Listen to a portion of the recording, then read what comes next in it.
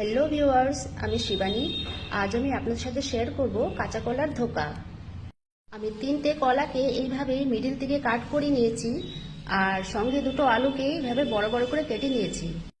সবার প্রথমে আমি কলাগুলোকে সেদ্ধ করে নেব।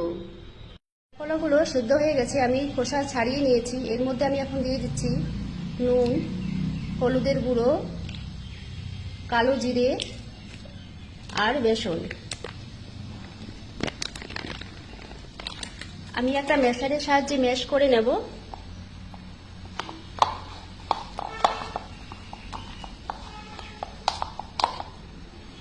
আমি খুব সুন্দর করে ম্যাশ করে নিয়েছি। এরপর আমি কড়াইতে তেল দিয়ে তেলটা গরম করে নিয়েছি। এর মধ্যে আমি দিয়ে দিলাম কাঁচা কলার মিশ্রণটা। আমি তেলের মধ্যে কষিয়ে নিব ভালো করে।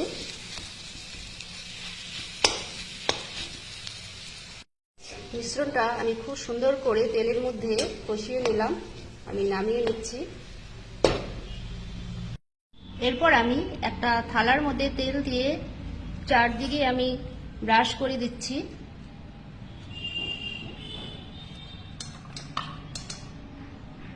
তার মধ্যে মিশ্রণটা ঢেলে দিয়ে সুন্দর করে ছড়িয়ে নিয়েছি। আমি এভাবে 10 থেকে 15 মিনিট রেখে দেব।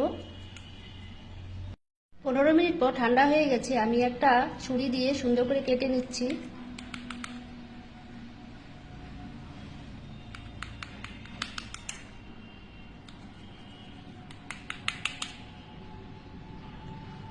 আমি কড়াইতে তেল দিয়ে তেলটা গরম করে ধোকাগুলো দিয়ে দিয়েছি। আমি হালকা করে ভেজে নেব। ধোকাগুলোকে সুন্দর করে লাল লাল করে ভেজে নিয়েছি। আমি এখন তুলে নেব।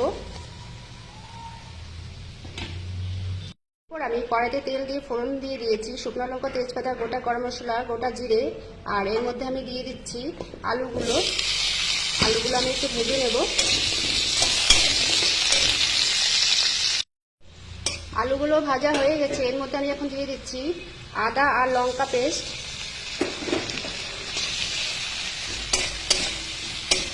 কষিয়ে নেব ভালো করে। আদা আর লঙ্কা ভালো করে কষানো হয়ে গেছে। এর মধ্যে আমি এখন দিয়ে দিচ্ছি টমেটো পেস্ট। আমি আরো 2 মিনিট ভালো করে কষিয়ে নেব। এরপর আমি দিয়ে দিচ্ছি স্বাদ মতন লবণ আর হলুদের গুঁড়ো, আর সঙ্গে দিয়ে দিলাম জিরে আর ধনের গুঁড়ো। সবগুলো উপকরণ ভালো করে মিশিয়ে নিচ্ছি।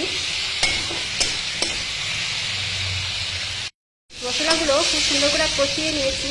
আর আমি এখন দিয়ে দিচ্ছি পরিমাণ মতন জল দিয়ে আমি 5 মিনিট ঢাকা দিয়ে দেব। 5 মিনিট পর ঢাকাটা খুলে দিলাম। গ্রেভিটা আমার প্রায় তৈরি হয়ে গেছে। এর মধ্যে এখন আমি দিয়ে দিলাম স্বাদ মতন চিনি আর দিয়ে দিলাম কলার ধোকাগুলো। আমি 1 মিনিট ফুটিয়ে নেব। কাঁচা কলা ধোকার রেসিপিটা প্রায় তৈরি হয়ে গেছে। এর মধ্যে আমি দিয়ে দিচ্ছি গরম মশলার গুঁড়ো। আমি গরম মশলার গুঁড়ো দিয়ে নাড়াচাড়া করে নামিয়ে নেব। তো তৈরি হয়ে গেল আমার কাঁচা কলা ধোকার রেসিপি। বন্ধুরা, রেসিপিটা যদি আপনাদের ভালো লেগে থাকে অবশ্যই লাইক আর কমেন্ট করবেন। নমস্কার।